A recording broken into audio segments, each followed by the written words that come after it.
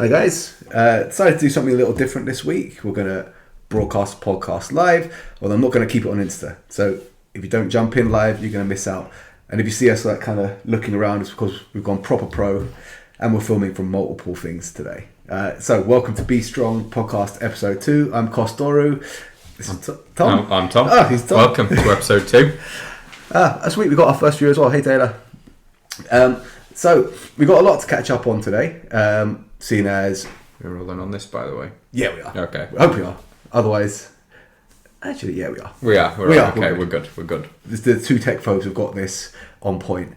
But before we go into all the crazy shit that's been going on, how are you getting on, Tom? Good, mate. Very good. Can't complain. My cough is a little bit better, so hopefully on this episode we're not going to be hitting it every few minutes. I think that was like one of the big takeaways. So first thing you'll notice is that obviously we fixed the lighting for one. For anyone that complained about that last time, we took that on board. We fixed that. And secondly, we are slightly less sick. So there is that as well. Slightly less sick, I think is the key. Sick, yeah. I think that goes a long way. At least, hopefully, we won't have as many coughing breaks. So in terms of what we've been up to, trying to put this in chronological order. Firstly, I wanted to mention and wanted to chat to Tom about the beef between B Team and Gordon Bryan, which we didn't talk about last time. We actually forgot, but I've been absolutely living for it. So I've got to put you on the spot, Tom. Yeah. Are you B Team or are you in Gordon's camp on this one? I've got to be more B Team. I've got to be, largely because it's really frustrating because Gordon's very good at jiu-jitsu, but there's nothing that, to me, that comes across that he's just not a massive narcissist. Yeah. I think there's very few redeeming qualities, or there seems to be very few redeeming qualities. Obviously, I don't know the guy, but it doesn't seem like he has a lot of redeeming qualities as a human being. Other than the fact that he's very good at jiu-jitsu, he seems like a pretty sucky person. But you've got to be careful though, because if we talk about this, then all of his fans will hear about this and just troll us. This is true. So if you, like, to be fair, you get review bombed now from all the Gordon's fanboys. But yeah, I've been absolutely loving following the just watching Craig, particularly just poke him to wind him up. And my favourite one was the one where he had the book. His book in the sports car, absolutely brilliant. Yeah. So if you are watching that and you're watching this live now, and you have been indulging in that beef, just let us know in the comments if you're Team Gordon or if you're B Team. But also know that if you're Team Gordon, you're probably going to get ripped on in here because he doesn't have that many fans. And since that whole drama kicked off, he went in on Fionn again, which was another one that was obviously Fionn being one of the more beloved members of the jiu-jitsu community, like taken women's jiu-jitsu in the country, like pushed it forward, and met her twice, just genuinely really nice woman. Yeah, for sure. And Gordon took another pot shot at her, which went down about as well as you could expect in the comments. You got absolutely flamed by everyone. But he's not doing much in terms of what's the word? Trying to like redeem his character somewhat. I don't think he cares. Nah. And that's clearly what's made him famous on his platform, right? Is trolling people. Because it used to be when he was at Henzo's, it just hate on homeless people or people who don't have jobs because they don't work hard enough. Yeah. So that's pretty much his MOI, isn't it? Yeah, just get more money, bro. Yeah, just work get harder. better. Just cheer up if you're sad. It's just, yeah. So anyone watching this, don't take like Gordon's advice on mental health, wealth, or anything other than jiu-jitsu, of which he's extremely good at. Yeah. We have to caveat that. Jiu-jitsu is very good. At life in general, probably not the best. Andy West saying he's a one-trick pony and making the cash. You're not wrong. Yeah, and that is the thing. I was talking. Funny enough, a little segue. I was talking to Jay Furness about this, like being really good at one technique. But it's one of those things. If you are a one-trick pony, it pays if that trick is really, really good. Otherwise, then you're just a bit shit. But this is the really interesting thing, I think, sometimes about the cult of celebrity is when someone gets really good at one thing and then Andy, what the fuck? Sorry for disappointing you, Andy. We'll try better. Sideways. Here we go. Right. I'm going to stand you back up again. Right. Do we need something it can rest on ever so slightly under there? It is possible. Right. Right, you stay there. Right. I think... you know what I'm going to do? I'm going to take this out. Yeah. Well, then, that's just a sensible option. Yeah. Yeah. Cool. There we That's go. better. Right. Now, in theory, are you sure you want to shut your computer now? No, I definitely don't want to do that. I am sorry, Andy. Yeah. Cool. So, yeah, I think one of the things they're saying is, like, with the cult of celebrities, if you get someone who's normally very good at one thing, they instantly assume that they're good at everything. Yeah. Prime example for that is jiu-jitsu black belts, or it's one of those things, isn't it, where if you meet someone who suddenly becomes a celebrity, they're then a mental health expert, or they're then a finance expert, or they'll run seminars on how to get rich by finding a gap in the market and working really hard, when in reality it's a little bit more complex than that. Yeah, and I think, funnily enough, a lot of that is people like reading too much into like Musashi, how he said like once you know the way broadly you can see it in all things. So thinking like, oh, I'm excellent at one thing. I can the whole meaning of that is like that you can become excellent at other things through the drive that you have to excel at that one thing. But a lot of people take it for granted. I've already excelled at one thing, so I automatically will excel at other things without the same work. Yeah, Not the case. Don't quite carry over some for example, I think I'm quite good at physiotherapy, but you ask me about geography or finance, terrible. Terrible. Yeah. It's one of those. So they're very much it feels self-limiting to say to people, stay in your lane. Like you're limiting, but in the case of like Gordon Ryan, he should definitely stay in his lane. And like it's no bueno, you know, in that instance. There was actually something else I was going to mention to you randomly. So obviously doing this at my house now, if you can't tell, different background from last time. No halo of exactly, no halo of light behind us. Tom came in and was just having a chat with Hayley about things. And one of the things that popped in my mind randomly was that, I don't know if I told you that Hayley used to date a clown. What? Go on. Yeah.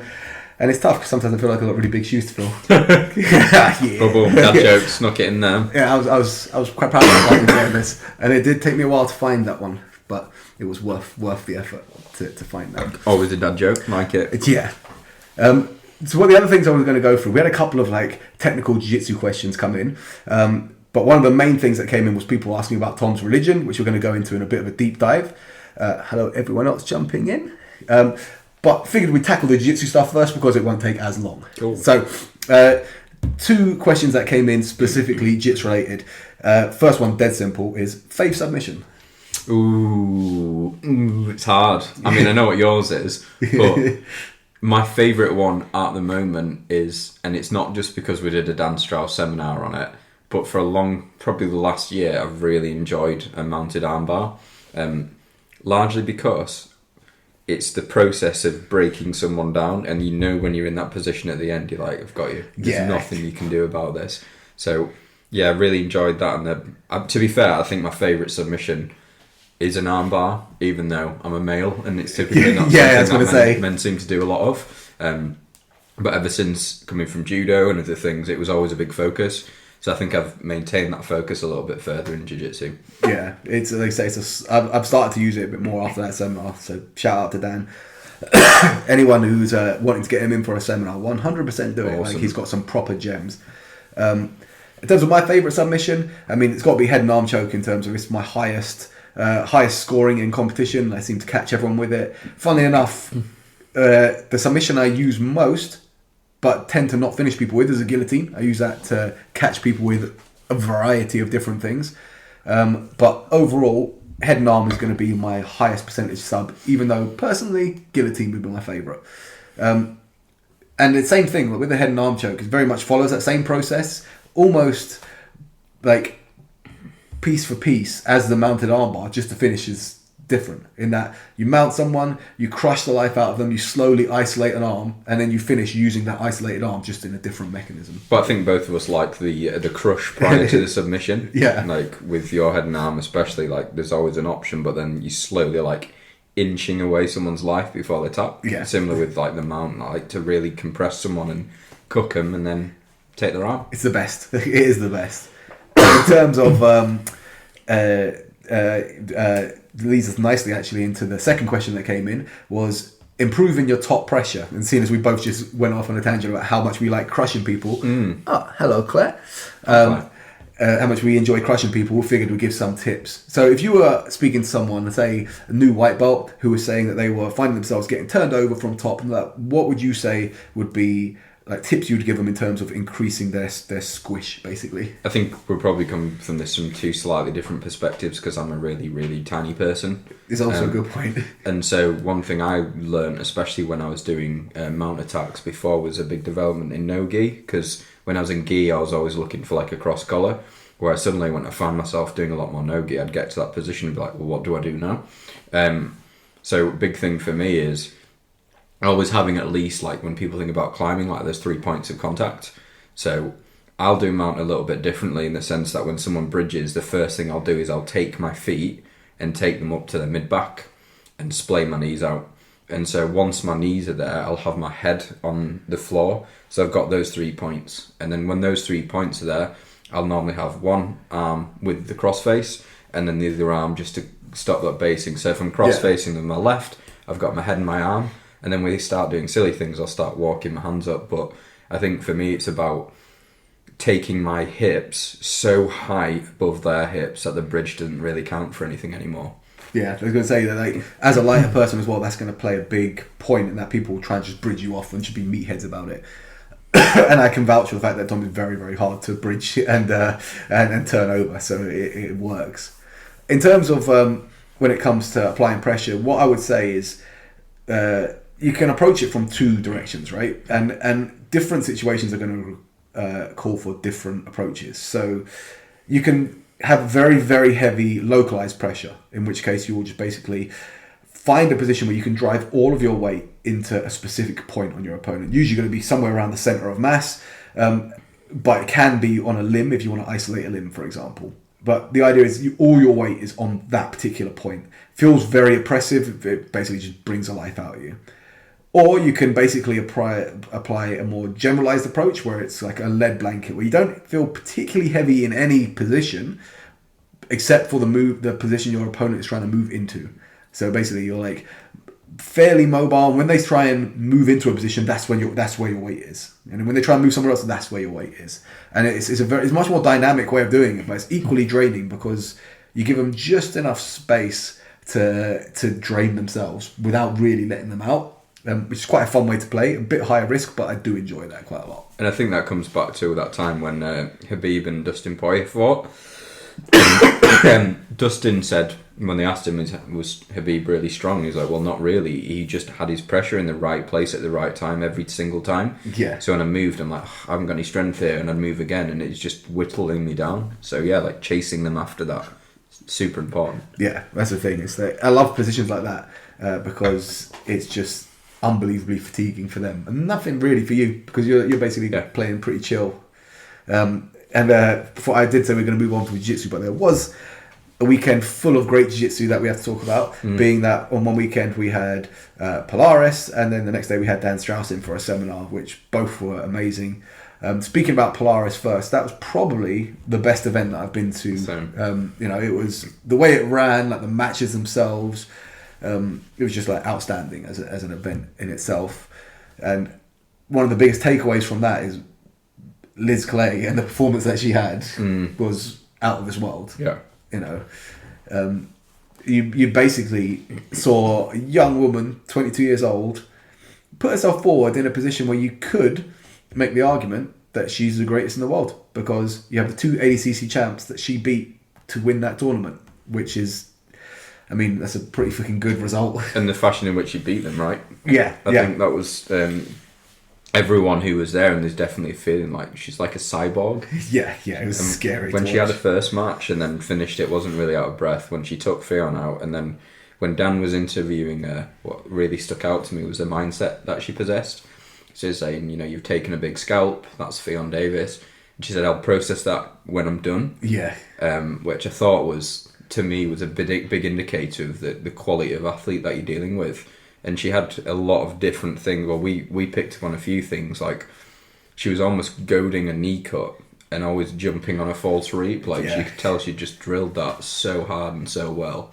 And it was very specifically effective against Fionn because of the difference. So it didn't work as well against Amy Campo because Amy Campo plays a knee cut with a chest to chest. It's a lot more of a slower grind to come through, whereas Fionn plays like quite high knee cut because she just blasts straight through, like really powerful. But obviously, chest higher leaves space for that false reap, and she was goading it and obviously nailed it in the end. But the way she did it was so smooth. I watched it and realised, like, I need to do this against people that are trying to knee cut me, but I haven't been able to do it so far. It's very high level. And obviously working against the best woman in the world, you know, it's something else, that performance. And I think there's something really funny about that event, because loads of people are asking me at work, like, what did you do this weekend? And I was trying to emphasise, like, how big Polaris is in grappling. And then I will caveat that with, it's in Doncaster. Yeah. And so a lot of people are like, what? So is this event, does it take place? I'm like, it can take place all around the world. People train everywhere, but now everyone's coming to Doncaster. Yeah. So I have a former UFC champion in Doncaster. I know, it was a very weird state of affairs. And speaking of that particular match, Owen Livesey and Chris Weidman. Yeah.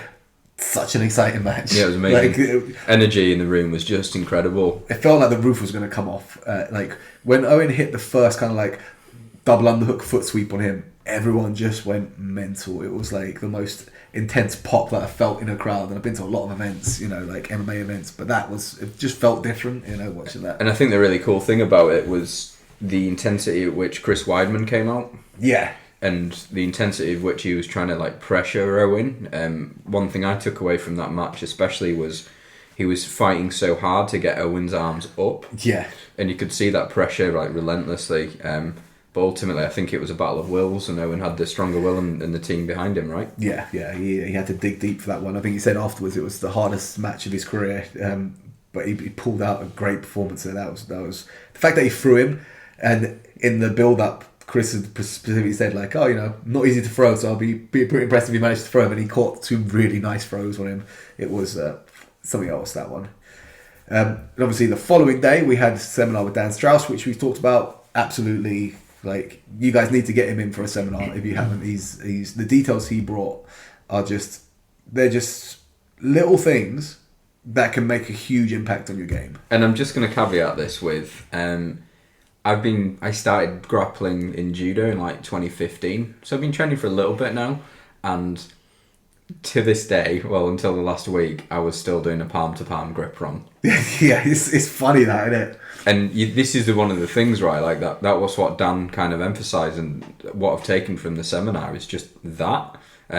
Obviously, there's some amazing details, but it's amazing how you can go for quite some time and then think you've got some of these fundamentals nailed in. And it's rare that you'll have someone teach to such a level of detail where they can expose that in a seminar that's demonstrated to 30, 40 people. Yeah, 100%. And like I say, the pathway that he taught, I've been playing around with that, trying to get it on everyone, and it feels so oppressive. Like, obviously I haven't perfected it yet because it's just going to be reps, but each time I've tried it, I feel like I've gotten better at it, you know. And it's one of those that it is very, like, you can just replicate it perfectly once you get it down, you know, that whole pathway. It's not like just one move, it's everything into it. It wasn't overly complicated, because we've been to seminars before where someone will show you like so many techniques and it's a list of techniques, but principally it's you've got mount, how do you keep it, how do you progress it, and how do you finish with the armbar. It was I cannot go on about this seminar enough. And funnily enough, it shows you how big jiu-jitsu is getting, that after the event went to Wagamama's with Dan, which is becoming like this place I take all the jiu-jitsu seminar people now, which I'm not complaining about because I love me a Wagamama's. But I took him there, and the waiter spotted Dan was wearing his Scramble t-shirt. Come over, was like, he thought it was Scramble Academy in Leeds, because he was a 2-stripe white belt looking for somewhere to restart grappling because he hadn't grappled for a while. Right. But I don't think so. He basically came over and like volunteered that he was a 2-stripe white belt looking to get back into jiu-jitsu.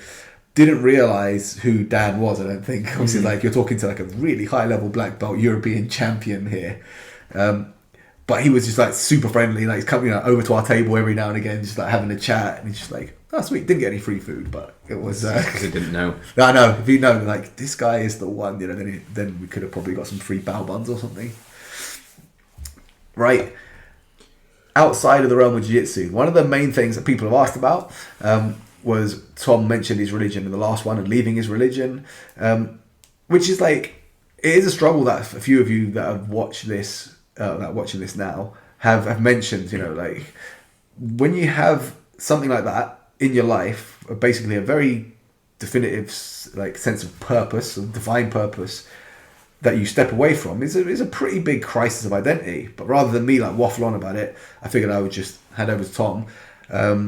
So I suppose take it from the top, man. Like what happened? How did you find your way into Mormonism? What is Mormonism for people that are not familiar with it? And yeah. So where do I start? I think the first thing to say is like you think about deeply held beliefs or like religious beliefs, and actually we all have them. Whether or not they're religious, they might be like ideological, they might be really strong opinions. Like I think there's been a few things in the last few years that I've seen that level of like the zealot come out in people, whether that's pro or anti-vaccination. It might be like what's happened with COVID and the stances that people have taken. But I think fundamentally, like we all have them. And one of the things with me leaving my religion was my new goal is to believe as many true things as possible and disregard as many false things as possible. Take you back to it. So I was born in a Mormon family. My mum and dad are Mormon. I've got a brother and a sister, all Mormon. My mum joined the church when she was 22 and my dad joined the church when he was 8. So that's kind of all I knew. So Mormonism essentially is like a fringe version of Christianity. So Mormons, Jehovah's Witnesses, like Seventh-day Adventists, Quakers, Shakers, all emerged from the same parts of America. Fundamentally, the main belief is they believe that after Jesus Christ was killed, then all of the power was lost, and then God just decided one day to reveal that to Joseph Smith and said, you know what, I'm going to bring it back, you're going to be my guy. And then off the back of that, he revealed these golden plates to him, which were, if you think of like the Bible as a record of people in Jerusalem and that sort of region, the Book of Mormon was meant to be a record of people in Native Americas. Not so much the case, as we've learned. So fundamentally, like with Mormonism, you'll find that there's a strong sense of like American nationalism, in the sense like it's God's chosen land. We were taught that the Garden of Eden was actually in Missouri, Jackson County, Missouri, and that one day God would come back to Jackson County, Missouri. And so how did I go through there? I think the first thing to take from it, for those people who've asked and are obviously struggling with their own faith crisis, is essentially it's really tough to come out of. And what you'll find with a lot of people who've left their religious beliefs is they, how can I put it? A lot of them will be like, oh, I think it was a little bit silly, or I'm not sure I believed it. But for me, it was like, no, I definitely believed it. Like, gun to my head. Yeah. Like, I believed it to the point where I'm sure you've all seen like the Book of Mormon, or when people have got the name badges, like you have to do that as a bit of a rite of passage. So from the ages of 19 to 21, people go on those missions. I had friends go to Canada, Japan, and I went to Birmingham. Short end of the stick there. Definitely short end of the stick. And I remember probably like 6 weeks into my mission, I was like, nah, God's got this wrong. I was waiting for a letter to come through my door and like just send me to Ghana or somewhere where it's warm, but still Birmingham. But back to the gun on the head thing, like I remember watching a documentary, with Leon Edwards, and when it was rise to fame and everything. And there's these towers in Birmingham called high towers, and there's these 5 really big tall towers in quite a run-down area, to say the least. I remember knocking on a door when I was a missionary, and a guy came out and put like a knife to my throat. He was like, don't have these white boys knocking on my door. And he put this knife to my throat, and honestly, if you'd have had a heart rate monitor on me, it wouldn't have blinked, because I had such a deep sense of like belief that like God was going to protect me, and I had a mission and a purpose. And the process generally is you're in the church. At 8 years old, you'll get baptized. At 12 years old, you'll get a priesthood, and that priesthood means that you can like bless and pass like communion, and then going on from that, you can baptize when you're 16, and then you go on a mission sort of when you're around 19. And so after coming back from my mission, did all my Mormon things, went to university, got married, met my wife in church, and it was about a year into my marriage that I started to have some questions, and I think I've always had those questions, but I didn't really interrogate those questions. Have you ever read 1984? Yes, yeah. It's been a long time since I read it, but I've read it. Yeah, so like in 1984, I was reading that book, and it kind of hit me really hard. There's a phrase where the character in it, Winston, talks about doublethink, and doublethink is like cognitive dissonance, or your ability to hold two conflicting beliefs at the same time. Yeah. And I remember reading that and being like, whoa, this is kind of how I feel. Like, there's stuff I'm not okay with. But then like a common phrase people will use in the church is, I don't know the answer right now, I'll put it on a shelf, but I know like I'll get the answer. But the common metaphor is you can only put so much stuff on a shelf. Yeah. But then my wife, who's a really, really advanced mathematician, just lives and breathes data. And she was given a record of the Book of Mormon. Do you remember, like at university, or if you hand in essays, it will like cross-reference it with other sources of literature to see how much you've cheated? Yeah, yeah. Someone did that with the Book of Mormon, and actually what they found was it was like 99% copied from all of the literature in Joseph Smith's regions at those times. And it's to the point where it gets preposterous. So one of the things in the Book of Mormon, one of the main characters and prophets in it is called Moroni, and he buries the Book of Mormon in something called the Hill Cumorah. So he has to hide these plates, he digs a hole in Cumorah, buries them away. But actually, when you learn about what Joseph Smith learned and what the books they were given, there's actually an isle in, I think, of the East African Ocean called the Isle of Comoros. All right. And its capital city is Moroni. Yeah. So you've got to ask yourself some questions. So actually, after my wife had that faith crisis, I started to ask myself some questions, because as a man in church, you're meant to be like the leader of the home. And I felt a really strong sense of personal responsibility to be able to like answer those questions, or to be like really righteous. So hopefully my righteousness would rub off on her, and then she would like go down the straight and narrow path. And I was really, really uncomfortable with it. And so I started reading some things.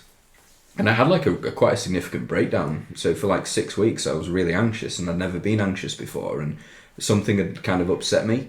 And it took me quite a while to be able to understand what it was, or how I get my head around this thing.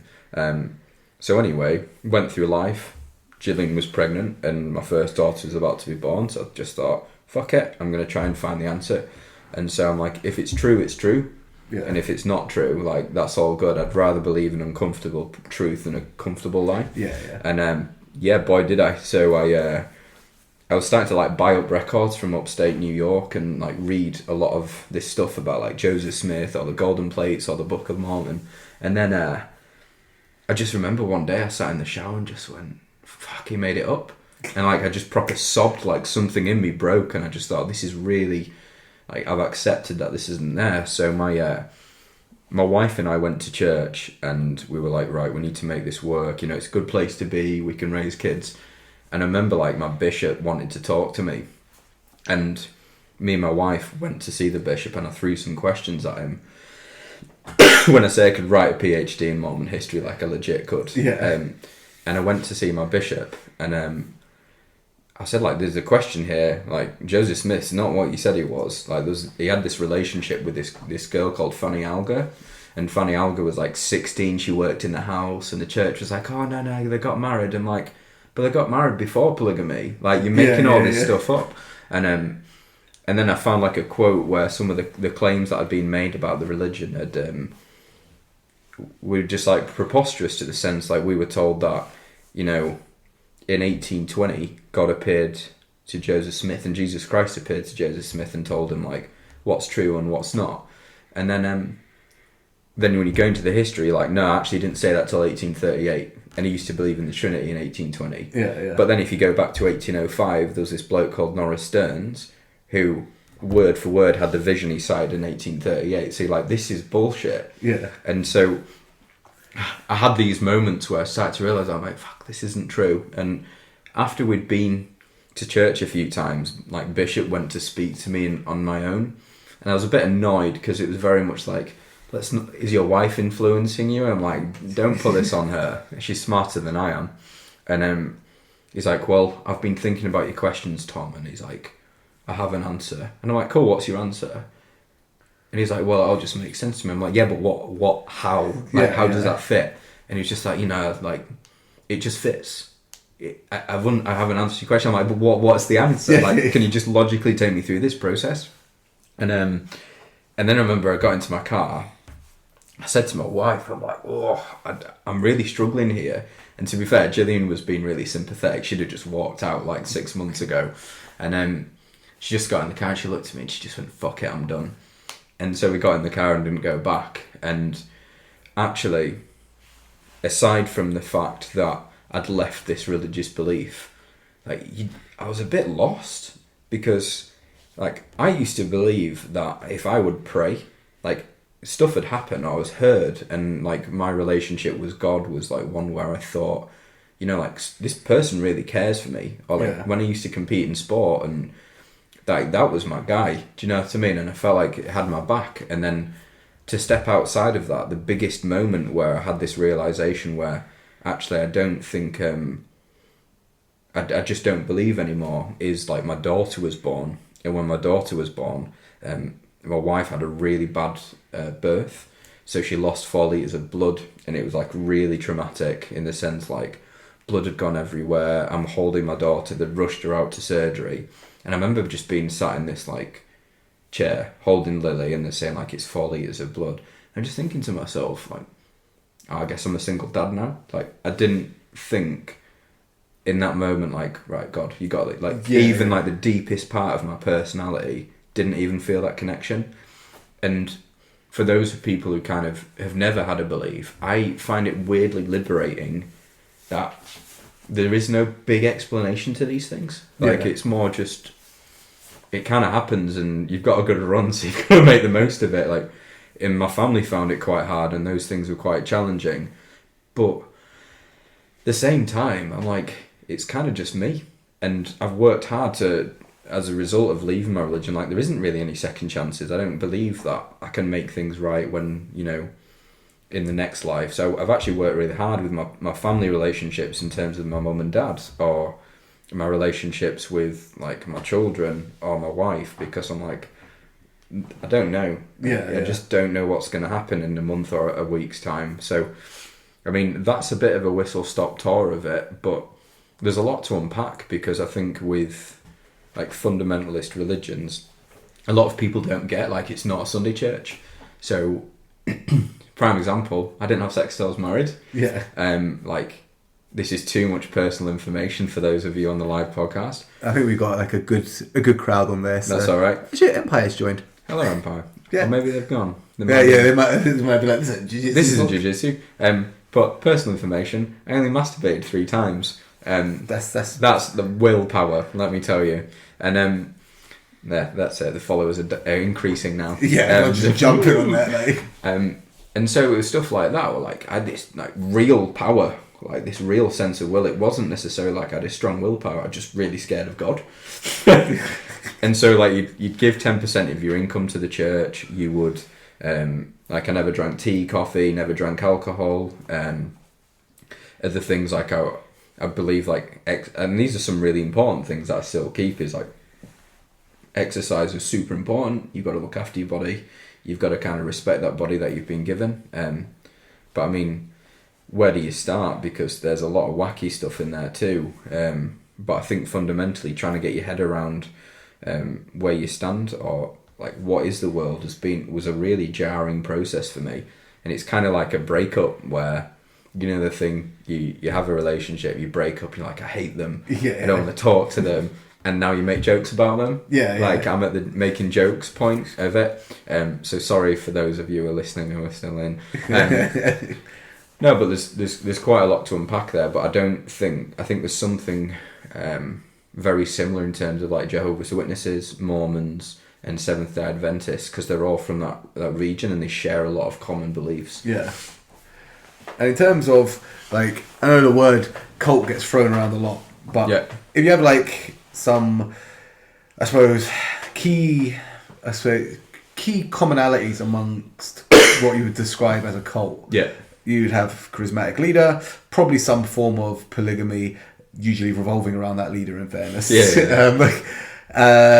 Some form of income, again, generally geared towards the top end of things and stuff like that. And then the way you describe Mormonism, there are all of those things, and we've spoken at length about how being in that has made you hyper aware of that kind of environment in other things, like jiu-jitsu. It's a thing. Which is obviously, I always say jiu-jitsu itself is a weird cult as is, but there are more culty cults than within. There are weirder culty sects within. I've seen that, Ben.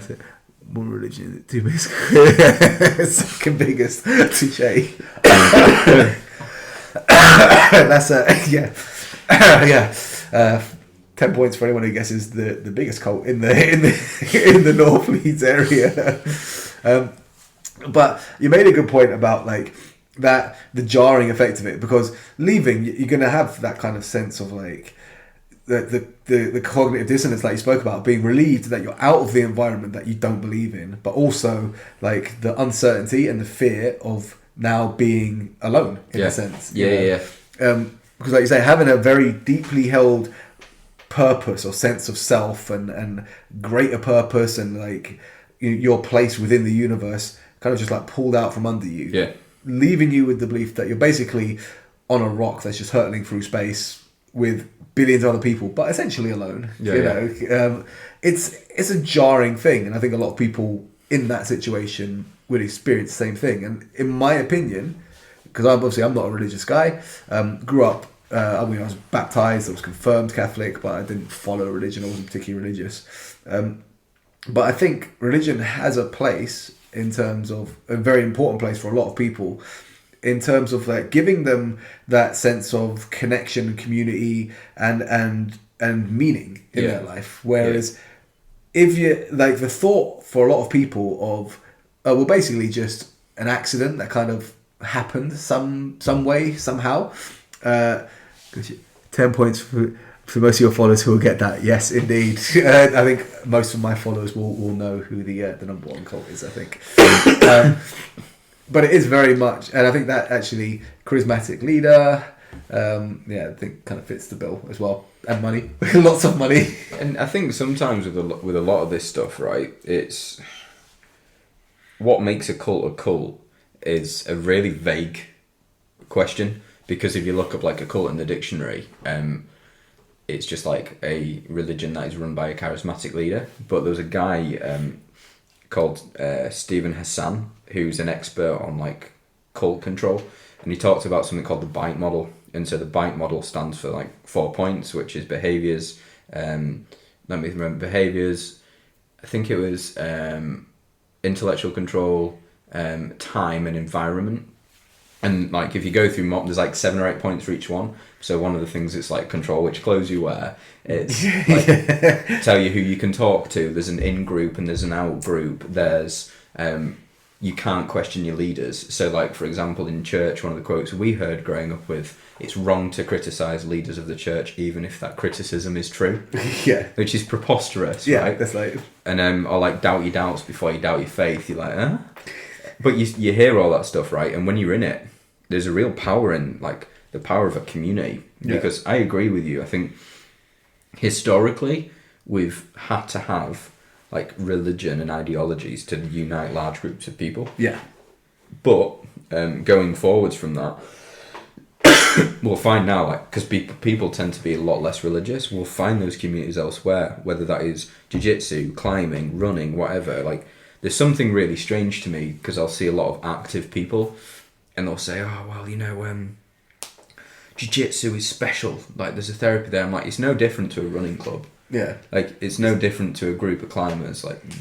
There's not a special sense of community. I think that jiu-jitsu creates. It just so happens that it's your special sense of community. And the weird thing is, as well, as I think it's the control. I've trained at loads of different gyms, and there's certain things that just from my upbringing I'm not okay with. So even one of my friends' gyms I was training at, they're right, you need to wear white gis. And I'm oh, come on, I don't want to wear a freaking white gi. If I want to wear a pink gi, I can wear a pink gi. Yeah. And I think it's how willing are you to how willing are you to compromise on your values in order to fit into that group? And if you had to compromise on loads of those values, then I would say you're starting to overcome those values by following a charismatic leader, following someone who makes you feel like you're part of something bigger. And I think you'll lose yourself in that process at times. Oh, 100%. And it is, like I say, it's relatively, I want to say it's uncommon in jiu-jitsu in that respect, but it is not that uncommon, unfortunately. But, I mean, yeah, like you say, it's basically, if something that essentially you're paying for, and you're supposed to be doing for enjoyment, starts to encroach on your life, so basically to the point where you can't go to certain places and you're not allowed to wear certain things, and it's one of those things. It's like, I'm a grown ass man, I'm a partner, I'm a father, and if I go somewhere and they tell me, oh, you're not allowed to train outside of this environment, I'd be like, well, you're not my dad. So so this is the interesting thing now, and I guess this is probably where we come from different perspectives, is if you've been in an environment like that where you've been controlled, coerced to act in a certain way and behave in a certain way. So for example, like in Mormonism, you go to the temple when you reach a certain level, and in the temple you make promises, and those promises are under the oath. Historically, they used to make gestures where people would gesture that if they did give up those secrets, they would slit their own throats and empty their bowels. Not empty their bowels like that way, I mean, like slice open their proper bowels. seppuku, Just a big poop. But so there's like fear there as well. Like the thing, if you think about, like, I'm not a big Harry Potter guy, but when everyone always used to talk about like Voldemort, he who shall not be named, like you only give it power by giving it like this weird sense of like, ooh, don't do that. And so like when I left the religion, I was really scared to step outside of it. Like now I've come out of it, I'm like, I'm a grown adult, I'll just do what I want. Or let's say I was training at a place that I didn't feel happy, I wanted to be able to, I'm out of here. Whereas in that environment, you don't know anything else.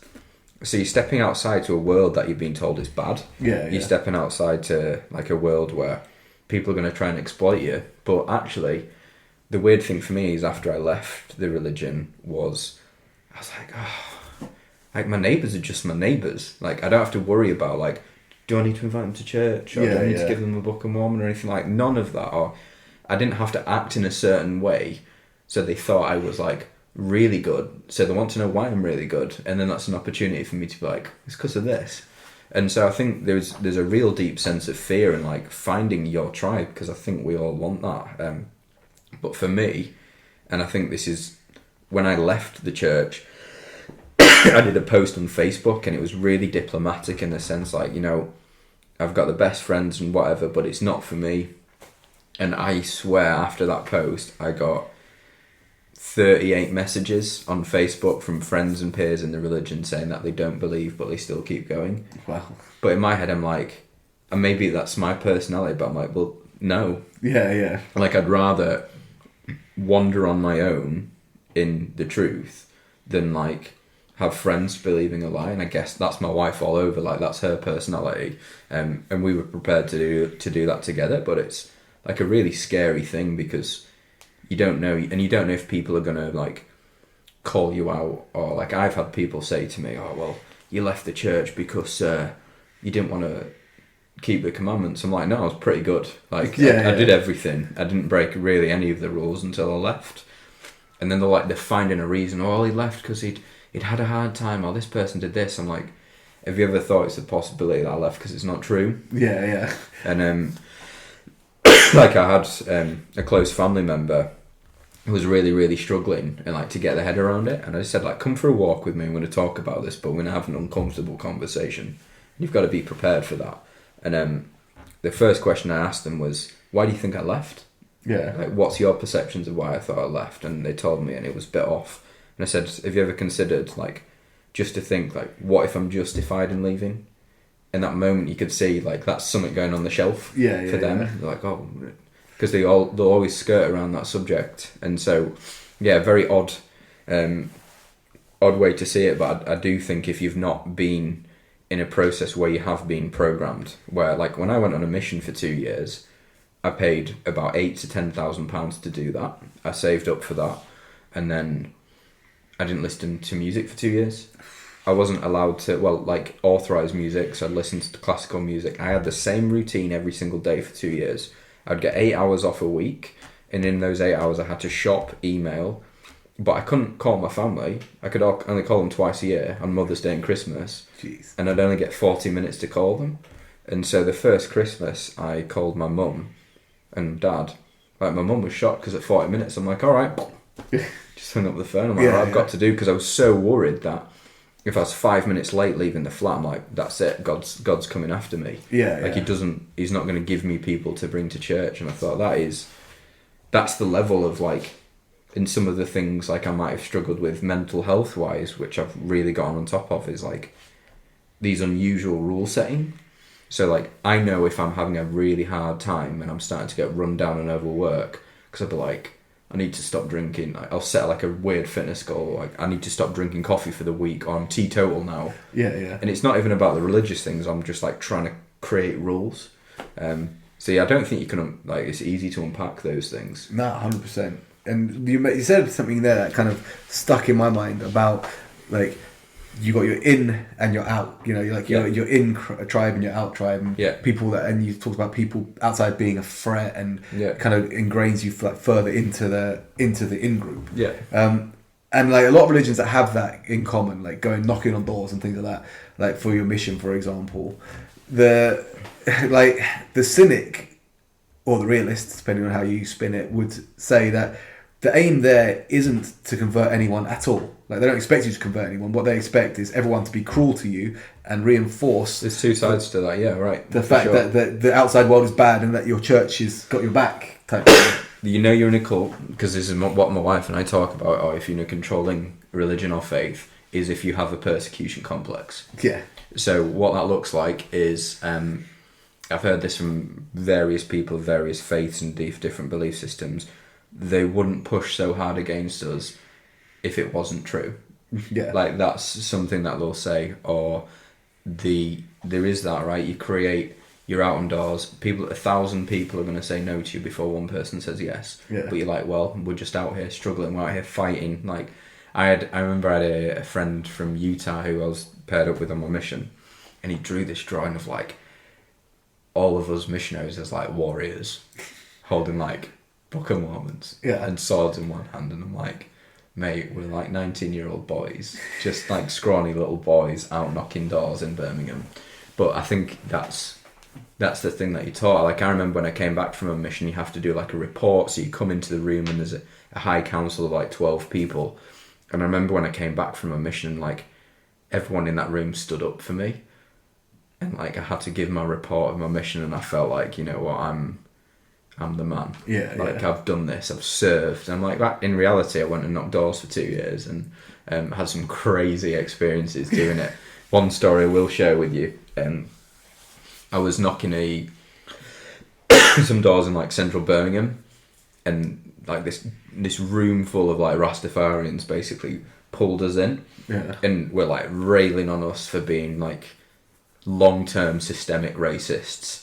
And I'm like, if you're talking about Mormonism, there's probably good grounding for that. I want to come back to that actually as well. There's some things I wanted to ask you about. Yeah, let's do it. But then they were like railing on me about this, and then, you know, not just about like Mormonism, but like how, you know, white people have systemically oppressed black people, and like how I'm responsible for that. And I was like, I felt really threatened. Yeah. But they were smoking a load of weed, and as the threats continued, it became more and more funny. Yeah. And we ended up leaving the house where I was like high as a kite for the first time in my life, and they were showing us all these YouTube videos of like zeitgeist, you know, like exposing religion, and I was like laughing my head off. And I remember leaving the flat and going to like ringing my mission president, because I used to be assigned to like look after 30 missionaries, and then there's like a chain of command, and I called my mission president up and I said, like, I need to go home.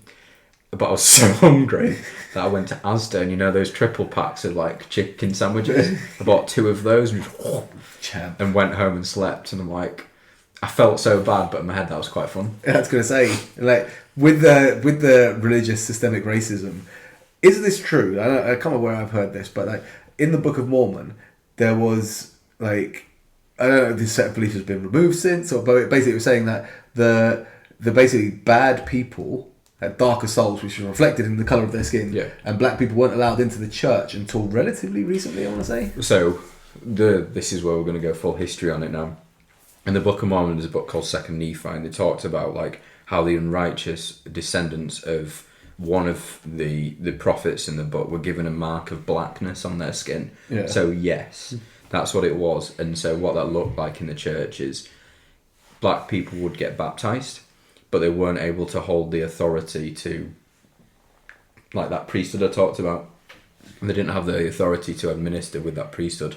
And that wasn't until 1978. Jesus. For those of you who've seen the Book of Mormon musical, I believe that God didn't change his mind about black people in 1978. And so that's kind of the reference for it. If the Book of Mormon musical, having listened to it, has such a good understanding and grasp of that culture, I find it hard that people think it's funny who've not been Mormons. Yeah. Because there's just so many in-jokes. Absolutely, it is brilliant. I don't like musicals, but I love that. Yeah. But again, from an outside point of view as well, that's the thing. So someone who's been in that environment, seeing that, it must be like next level. Oh, for sure. But then like taking back the racism, because the church has like recently been like, oh, we're not racist. I'm like, well, you got to look at the history. So like Brigham Young, who was one of the there's the second prophet of the church, said that if a black man or a black woman married a white person, that it would be better that a javelin be put through that person's heart than them stay in that marriage. It's pretty racist. Yeah, I was going to say that's not like I'd be disappointed. Like you know, like our generation, like our grandparents' generation of racists would be like, I'd be a bit disappointed if you brought, a javelin through the heart is a bit next level. It's a bit much. Like we had some friends growing up, and we had a friend come over who was black, and their grandparents lived in the house, and they were proper racist. So they come out and they like said to his mum and dad, "Get him out of the house." I'm like, "Well, flipping heck, those people still exist." Yeah. But yeah, so that's one of the things, and like that changed in 1978. But there were some political pressures for that, and this is what like a lot of the members of the church don't necessarily understand is they're always running with the answer of what they've been given. So if you ask a Mormon, like, why did God change his mind about this? They'll say, well, there was a time that the Jews had the priesthood, and then there was a time that the Gentiles had the priesthood, and then there was a time it was given to black people. But in reality, there was big political pressure from the US government based on their stances, and the good old threat of removing tax-exempt status came to play. That was a big one, wasn't it? Yeah, and recently the church got sued a measly amount of $5 million because they'd hidden $32 billion worth of investment in 11 shell corporations. So it's like you talked about, money, power, sex. Yeah, well, Mormonism especially is a particularly affluent religion in that there was talk of like how when they'd be in a town, for example, they would like proliferate widely and be involved in everything that was money making within that community. Well, the thing is, at the moment, like the church is worth probably about 135 billion at the moment, and that's a lot in like assets and investments. But like, can you tell I've gone nerdy? But did you ever see that thing, Wild Wild Country on Netflix, that documentary about the Rajneeshpurans? I don't think I did. So it's a guy who basically set up in this small town in America. They had a massive cult following, and then the people felt really a threat in those communities because they could block vote. And that's essentially what the Mormons did. So they initially started in the East Coast of the United States, and Joseph Smith became like quite a political leader. They were like having they had a little militia, and then surprise, he'd vote into power to the point where he actually made a run for the presidency. So they would like block voting in order to try and get him on page. So I mean, it's like you say, right? You create a really strong group, and then you say people are trying to kill us. It's probably got nothing to do with the fact that he's got 30 odd wives and is marrying 14-year-old girls. It's because we've got the truth, and so. That's fundamentally what happened. So Joseph Smith, the reason Joseph Smith, who was the leader of the church, got killed was he was the mayor of the town, and someone had printed something called the Nauvoo Expositor, which was exposing the fact he had multiple wives, and it was all a secret. And he called on the local townspeople to just basically ransack it and destroy the printing press. Yeah. And then he went to prison for it, and then people swarmed the prison and shot him to death. And but even like to the days before he got killed, is like, I'll know, like they've said I've got multiple wives, I'll find them all perjurers. I'm like, not sure you did. Well, it's funny you mention as well, like the persecution complex. You see it in multiple things. So like, the government is against us because we've got the truth about vaccines, the jiu-jitsu community is against us because we're the best team, which is another common one. But funnily enough, when I was doing my PT course, looking back on it, was Paul Check, under wasn't Paul it? Check, charismatic guy, 2 wives. In the course of that, had all the secret knowledge. That's the other thing. Safeguarding information, gatekeeping it, And at the and it's very much like the people in the training community. They're basically they know we're the best. That's why we get some hate. And I remember after like the course, which was a really interesting mix of like some really good stuff and some absolute nonsense. Yeah. We sat at the table after having dinner with a bunch of people that had done the course with us, and one of them was like, "Are we in a cult now?" And then we were thinking like, "Yeah, I suppose we kind of are in a cult." And again, it's very money driven. So every year you would have to pay a subscription to be still registered to him. Yeah, I've been there. Done absolutely. And I need to point this out for anyone that is thinking of getting check qualified or anything like that. Like the course content can be very good, but the membership brings you absolutely nothing, no value. In terms of like, if you think that you'll get clients off of the list that you're on, is it one of the registered list on the website? And then we'll send you hundreds of people. You won't get a single one. So it's basically just a retainer's fee for them qualifying you. Yeah, and I did a kettlebell course years ago, like 2010, and like the second that you're not on their list, your insurance is no longer valid with them. So I'm like, I'm just pissed away £400 doing this course. I can't. But you can teach anyone to swim kettlebell. Like, there's no exclusive movements really in kettlebells. That's the thing, and there's no especially in training. There's no secret knowledge now. There's so many good trainers out there putting a lot of content out for free on like anything, and you got someone like Lane Norton going off and actively seeking out bullshit to shut down, which is very amusing. I love watching those videos. This is the interesting thing about jiu-jitsu sometimes, right? Don't go to other gyms. They don't teach the fundamentals like we do. You've got to know the fundamentals. And I'm like, sometimes I might upset some people. I've learned really good things off YouTube. Yeah. And that again, that is one of the things that a lot of people be like, a lot of people throw shade at it. Like, you're bringing like YouTube techniques in, but there's so many good quality instructors putting quality things out again for free on YouTube that you can go and have a look at. And I'm of the mindset that you can learn something from anyone. Yeah. Like, even if someone's showing you a technique that is pretty shitty, you look at it, you'd be like, that would never work. You could probably take something from that technique, i.e. if someone tries to do that shitty technique on you, you know how to counter it. Yeah. Because you've looked at it and be like, oh, I haven't seen that before, but look, that's why it doesn't work, because of this, this, and this. So if someone does that to me, then I can stop it by doing this. Or you look at it and be like, it's actually a bit of a shitty technique, but if you did this, it could be good. Yeah. And you can put your own touch in there, which is very much like Bruce Lee. Like, take what's useful, discard what is not, and add what's your own. Which is like a brilliant, very ahead of his time in terms of like mindset, especially for martial arts. Which is very like I had a coach who was very much like, don't train anywhere else. It was basically, don't expose me. It's cult back before a cult. Before you realise it was a cult type thing.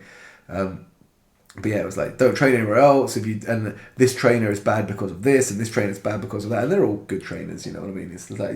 It was just ways of attacking them to keep you in rather than. But that's the whole thing, right? If on my attitude on stuff like take my profession, I want everyone to eat. Like, there will be times, and there definitely has been times where I've seen people for physiotherapy, they've not come back, and they might have gone to another physio. Yeah. And it'll probably go one of two ways. They go to see that physio and they go, oh yeah, Tom's really good. I'll be like, no, it's really shit. Like, we've got the best way, we've got the way of doing it. And so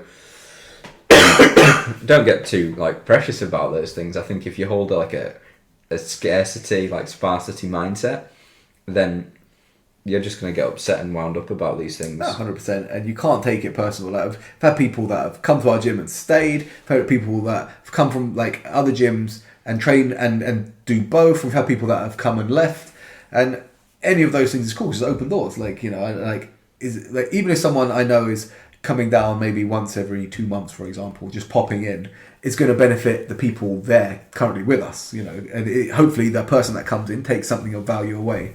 But what I don't do, if I know someone that, you know, has a tough schedule, so they train wherever they can, for example, or, you know, is a member of another gym but just wants to kind of dip their toes in and train with us sometimes, if I try and like stop that person, be like, no, you got to train only with us, I'm probably going to lose that person altogether. But I'm not giving them anything. I'd rather have them come in and take something of value and take it back to where they go, rather than not come in at all. You know, because like if they come, it's going to benefit my people, and hopefully they'll get some benefit from it too, and everyone wins. Well, I think like a lot of the stuff I talked about on my religious rant really does apply to the things that we do.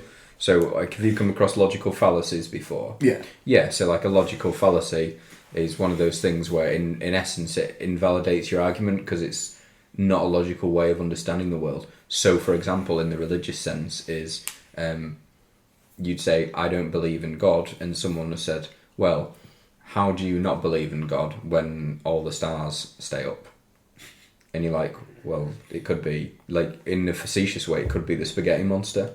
Like, you're just answering a question with another question, or like, it's called like an argument from ignorance. You actually don't know the answer, but you're just throwing something in there that you hope fits. And I think when we understand some of those things and take them into the sports that we do or the professions that we do, you've got to smell your own bullshit sometimes. Like, I catch myself sometimes, even with physiotherapy, like, I can feel myself getting biased about certain things. I'm like, stop it. Because it's easy to be that person and be like, well, you've got back pain because your psoas is off. Like, it's way more complex than that, and it's easier for people, and some people get really confused when they come to see me. It's easier for people, like, they'll say, what caused my back pain? Like, is it because I'm bent over? I'm like, well, how you sleeping? You're eating well? What's your training volume like? It might be hormonal stuff. Like, what is the straw that broke the camel's back? I don't know. And at times they'll be like, yeah, and then they'll finish the session and go, yeah, but what caused it? And I'm like, I'll say it again. Yeah. I could just be like, well, you've got a really tight left hip, and that's why it's done it. But there's always more to it, and so you have to, I think, be intellectually honest with yourself in order to maintain your own integrity too. 100%. It's one of those things, like you say, like anyone who has absolute meaning is generally either lying or moron. Yeah. Yeah. There's no. It's hard to have absolutes in most things. Yeah. You know, be it absolutes in, especially when it comes to something so abstract like the existence of the universe, like how it came to be, for example. It's one of those things. Everyone's like, oh, God made it. It's like, well, by that argument, what made God? Because they say like, oh, there always had to be something before that. So you say, oh, the Big Bang made the universe. Well, where did the Big Bang come from? They come from chemicals that you know formed up and collided. Where did those chemicals come from? They're always, where did that come from? Where did that come from? Until they say, oh, it came from God. And then you ask them, well, where did God come from? It will flip. Well, God's always been there. Yeah. Well. So essentially, we can both reduce our argument down to this. Yeah, it's basically like, we have no fucking clue how all this came out of, how everything came out of nothing. But like, take what you've said and apply it to something like jiu-jitsu, right? I remember when Fionn did her first no-gi seminar, and she was she's doing an armbar, and she crossed her feet behind his armpit, and someone was like, should you cross your feet? And she's like, yeah, who told you not to cross your feet? I'm a coach. Does your coach compete at this level? Yeah. She's like, it just works. You're taking principles, right? And there's nuance to anything. And if anyone's really good at something, they'll always like give you a really heavily caveated or I'm not sure type answer. So like, people ask me, well, what's caused this? It depends. It could be this, or this, or if we play around with that, we could do this, or even like in my own therapy with people, I'm like, fundamentally, it is trial and error. Yeah. Like, and people I think always respond to honesty when you demonstrate you're highly knowledgeable, but also there's some deviation to take from that course. It's the same thing in anything we teach, right? Like PT, like jiu-jitsu, there's just too much to it. Yeah. It's like, especially like I say, when it comes to something like that, like, oh, what's causing my back pain, for example, it's like, well, short of actually looking inside your body, which like, even then, that's not like a good. It's like, but you get people making like fantastically specific diagnoses off of very broad spectrum of symptoms. They're like, oh yeah, it's that, and it's like, well, how can you narrow it down to that without physically, like, say, opening the person up and having a look? Like, you're diagnosing something that you physically would have to see to guarantee the diagnosis, you know. But there are a lot of people that will give an absolute answer because human nature is we want that absolute certainty. And that's what it provides, right? That's what my religion provided to me, was like, well, what happens when we die? I'm like, well, we'd do this thing in church called testimony meetings. So like every month there'd be like an open mic night. An open mic at church in the meeting where you'd have to, like, it'd be quiet, and then people, if they felt prompted, would get up and bear their testimony in the sense of like demonstrating their conviction of their beliefs. And a common phrase people would always say is like, I know the church is true. It's not I believe, I know, because that's got a higher level of conviction. Yeah. And I remember being on my mission and someone's not having it. I'm like, well, just flipping bear your testimony more. I'm like, I know this is true because of this. Like, the more you say it with conviction, and that's what makes good salespeople, right? Yeah. They're just selling you an absolute, this will fix your problem. Yeah. Trust me. You get that a lot. And I love, so some people watching this will know that anyone that comes in, I tend to get a lot of things in my inbox, but one of the really common ones is coaches, like business coaches, trying to, and I love winding them up. Like, I will go out of my way to frustrate them by just like drawing conversation out of them. So I had someone like, really, they always have a really patronizing, like, kind of opener. It's like, hey, you know, you're doing really well, growing really well. I'd love to be able to help you do better, you know, sort of thing. So it's like, I want to see what this person's up to. Obviously, look at their following, which is significantly smaller than mine, and then I'll be like, okay, so how do you intend to grow my account? Bearing in mind that you're here. Oh yeah, this is just like this is my personal account, you know. Do you normally message businesses off your personal account to advertise your business services? Like, where's your business account? Which is normally like some shit page that they send me to. But then it comes to things like, oh, you know, I can guarantee you like leads and, you know, warm leads that will be ready to sign up for you. And it's like, so what about your approach to me made you think that I would be a warm lead for you? I'm assuming that you're applying this process. Same principle. And yet you've just cold DM'd me, and I have to be honest, I'm not interested in the slightest. You know, so how would you guarantee that you're going to find me people that are interested? And by the end of it, I usually get blocked because I get so frustrated with like the way I just keep not being mean, but passively aggressively like poking at them. But it's too fun. It's too fun. Because I've started this page for Broken Mat, and now I'm getting like messages from gi manufacturers. And someone messaged me the other day, said, hello, how old are you? He's quite broken English. So I said, in response, I said, I am younger than time, but older than the present. And he was like, you could just see it. How am I doing this? And I, younger than time, older than the past. And he was like, you could just see it's blown his mind. So I got blocked. Off that, I was like, I'm a bit disappointed. I was hoping it would go a bit further. Yeah. So if you are watching this and you have people creeping into your DMs trying to flog stuff, wind them up. It's massively satisfying. Like, it's very, very fun. I think it's the gift that just keeps giving. Yeah. It's like, and you could say that there could be a more productive way I could spend my time. Wow. But this brings me genuine joy. Too busy. I'm too busy and I can find time for that. Yeah. There is something to be said about spending your time in a way that you genuinely enjoy. Because like you say, like, at the end of the day, like, if you don't believe in a higher purpose, you might believe that once you die, and that is the end of your existence, which is a scary thought in itself, because through that lens, right, you can't, like, our existence is our only measure of the world. We can only experience things through ourselves. So entire existence, as we know it, is based on what we see. So to think of that ending is a weird thought.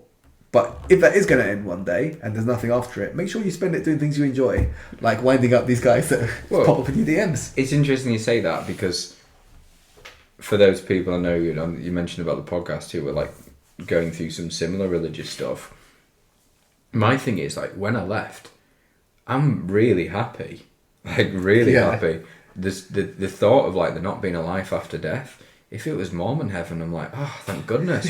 But even remember, like, I remember reading a scripture, it was like, you'd wish that there's no afterlife. I'm like, no, I want that. Like, I just want to be done. Yeah, yeah. And actually, like, now I've left that, there's experiences I've had in my life that I'd never have had if were it not for just leaving. Yeah. And so the weird thing is, I'm, you know, like that thing they'd say about pirates, like, there's monsters over there. They've shown you that sign, but then you go past and you're like, flipping it, this is well good. Yeah, yeah. You can see all these really cool things. I have these really good experiences. Like, my wife and I refer to Sunday now as second Saturday, because on Sunday it was the Sabbath day, so you couldn't spend money, you'd go to church, you would really just come home and eat a meal. Like, it was pretty dull.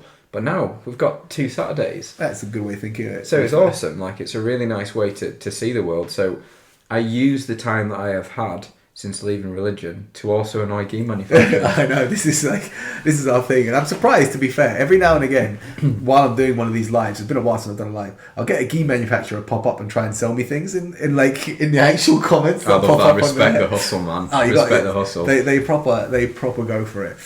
But it is incredibly funny. And the other thing I get a lot, so this is a slightly different tangent, but very similar. So I play chess on an app called Chess with Friends. So if you're on that, add me and play some chess games. And I get loads of Andrew Tate. Yeah. It's just like hustling. But I get on that so many like scammers try and like. Oh really? Yeah. It's all crypto. So basically they're forex traders. Yeah. I'm so grateful for Karen, who's changed my life. Yeah. So you get them like you get the same. It's word for word, pretty much the same dialogue. So I start a match with you, make a move. Hello. And it's like, great, here we go. Hey, hi. Where are you playing from? So I've got a set purpose now. I speak to them only in emoji. Oh, so they say, like hello. So I send them a wave. Like, where are you playing from? Send them a picture of my phone. They'll be like, no, where location? So I send them a planet. And then and then eventually either they'll block me or they'll be like, they'll ask, what do you do for a living? And I will be the scammer. Oh, I'm a forex trader. Like I do this and this. And they fucking lose their mind. There's a word. So this is an insider trick. There's a word, alaye, A-L-A-Y-E, which apparently scammers use to identify other scammers. They'll just drop it into conversation. If you know the word, you're, I'm a scammer. So obviously I picked up on this through all these scammers saying that word to me.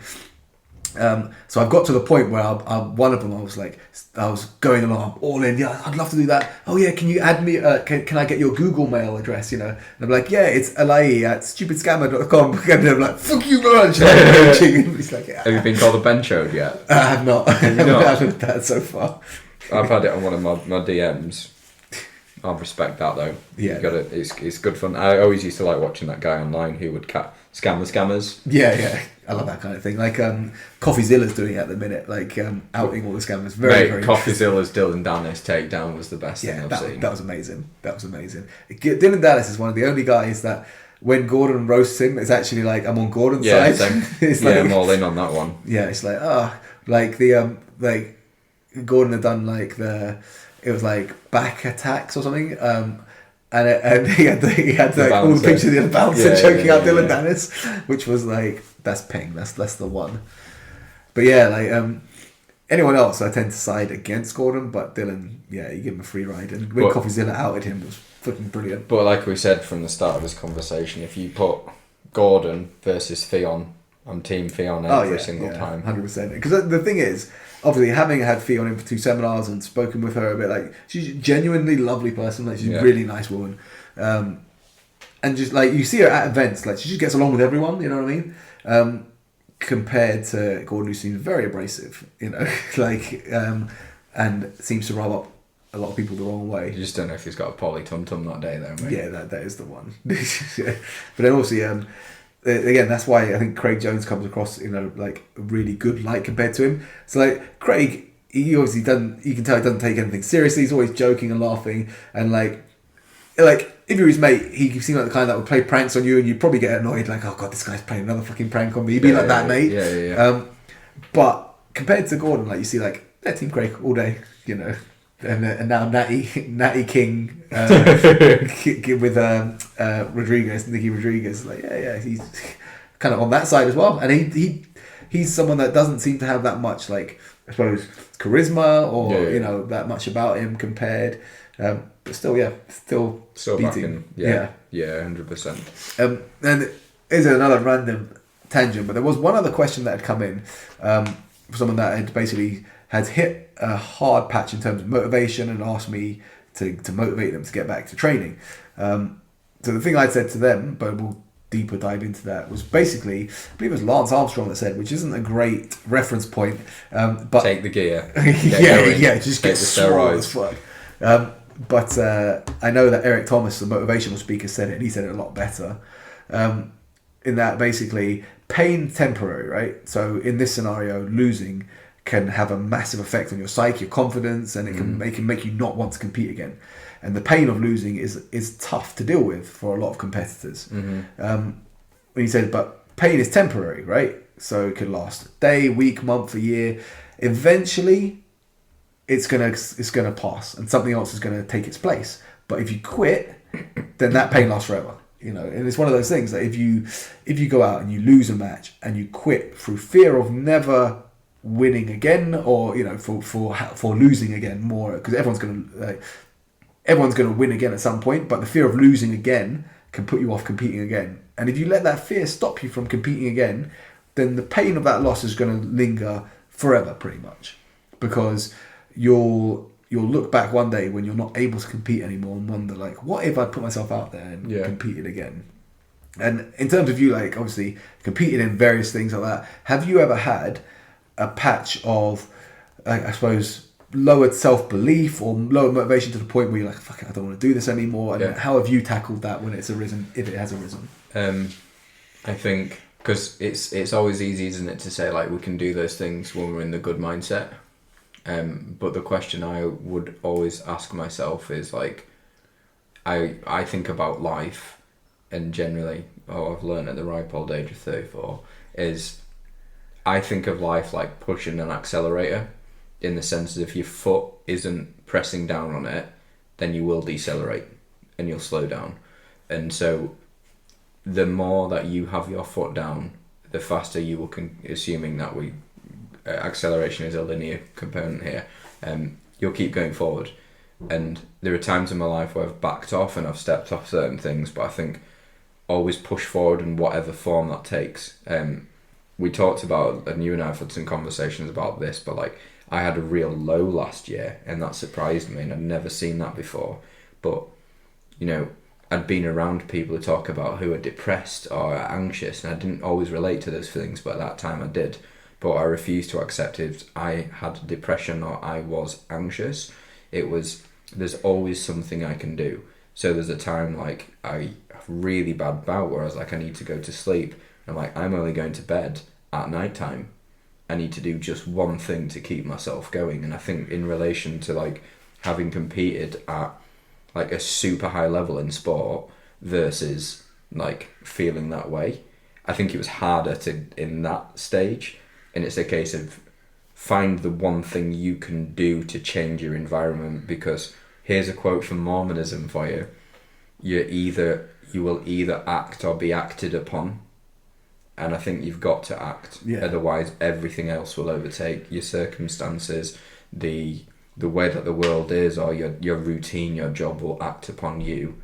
And I think you lose yourself in those moments. So, in a summary, I think you've just got to do something in order to just step forwards ever so slightly. If it's a case of, you know, I'm going to sign up to a competition, or if it's a case of, you know, and you go for a roll and you have that question in your head and you go, should I take it easy? Or in the head you're like, no, I'm going to win this role. Yeah. I think it's about changing your mind, even if it's just a state of changing your mindset in one role a week. That's the difference, right? 100%. And that when it comes to like the one step forward, it's like there's the simplest process I can put to finding what you can do, right? Is basically look at the problem, right? So the problem might be that you're currently you're currently struggling with the motivation to go training, right? And you'd be like, what can I do to impact that, like, immediately, right? Like what can I do that's going to get me a step closer to there right now?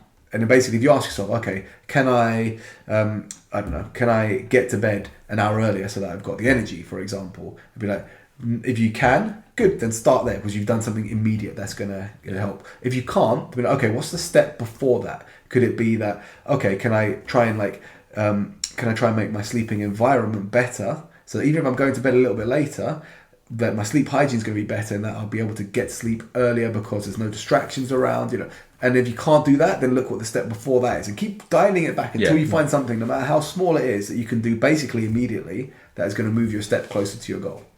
And then once you have got that first little thing, so it's like the low-hanging fruit, right? You basically pick the lowest hanging fruit because it's a reward, like straight away, and you get that feeling of progression, like I've done this. And all it takes is that first little bit of fruit, and then you're kind of like tantalized on the journey. It's like, okay, I'm back in business here. I can do this. I can progress this way, and I can take the next little step. And it doesn't matter how big an obstacle is. Like, you're always going to get around that obstacle the same way, just one step at a time. You can only really deal with one step at a time. So basically, find the step that you can take, however big, however small, and take it. And just take the next one and the next one. And before you know it, the problem is overcome.